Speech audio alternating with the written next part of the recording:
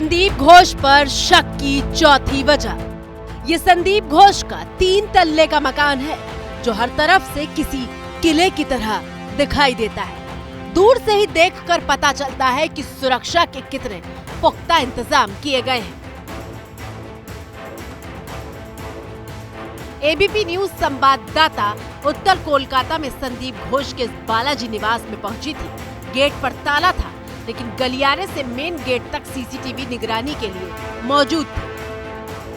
उत्तर कोलकाता में बालाजी निवास है, जो कि डॉक्टर संदीप घोष और उनके परिवार का घर है। करीब 3 तल का ये मकान, जहां ग्राउंड फ्लोर से लेकर ऊपर तक आपको न जाने कितने सीसीटीवी कैमरास दिख जाएंगे। मैं अगर आपको सिर्फ घर के बाहर की तस्वीरें दिखाऊं तो गेट के पास 2 सीसीटीवी कैमरास हैं, अंदर और 2 सीसीटीवी कैमरास हैं, और ये सिर्फ बाहर के गलियारे में हैं। अंदर बताया जा रहा है और भी ज़्यादा हैं।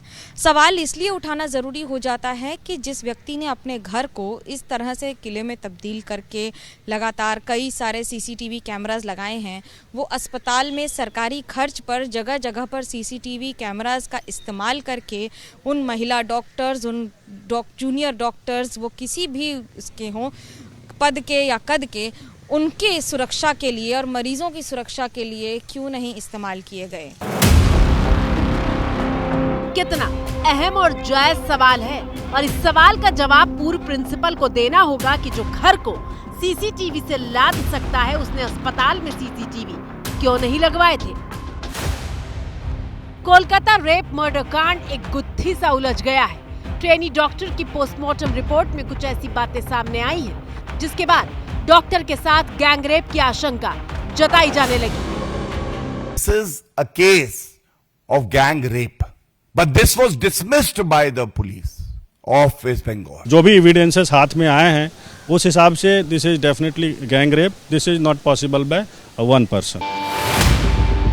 अब सवाल पूछे जा रहे हैं कि अगर ये गैंग रेप का मामला है तो बाकी आरोपी कहाँ हैं? संजय रॉय के अलावा अब तक किसी और आरोपी के बारे में कोई सुराग नहीं मिला है। डॉक्टर्स के, इंटर्न्स के जो टीम है, उसमें उनके जो व्हाट्सएप ग्रुप्स है, उसमें बहुत ऐसे विषय आए हैं जिसका कुछ स्क्रीनशॉट हमारे पास भी पहुंचा है, जिसमें ड्रग्स रैकेट, सेक्स रैकेट या सेक्स एक्सप्लॉयटेशन, ऐसी बहुत सारी चीज़ें आ रही हैं।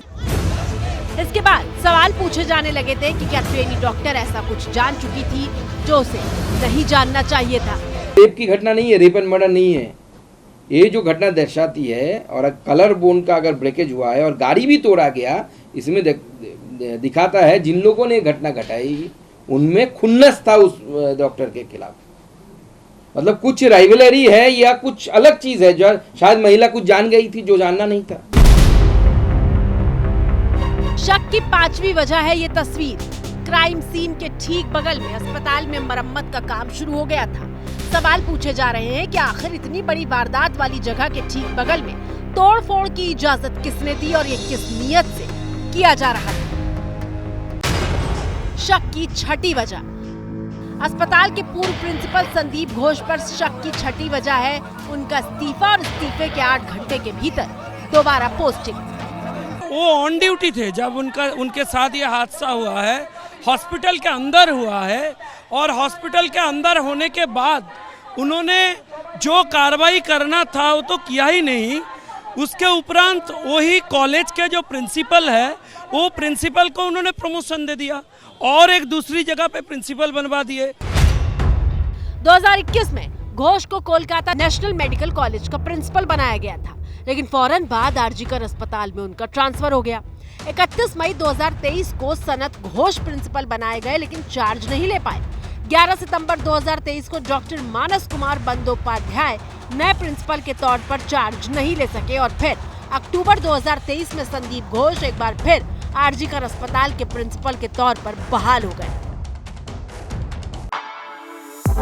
For exclusive and insightful videos, subscribe to our new channel ABP Live Premium.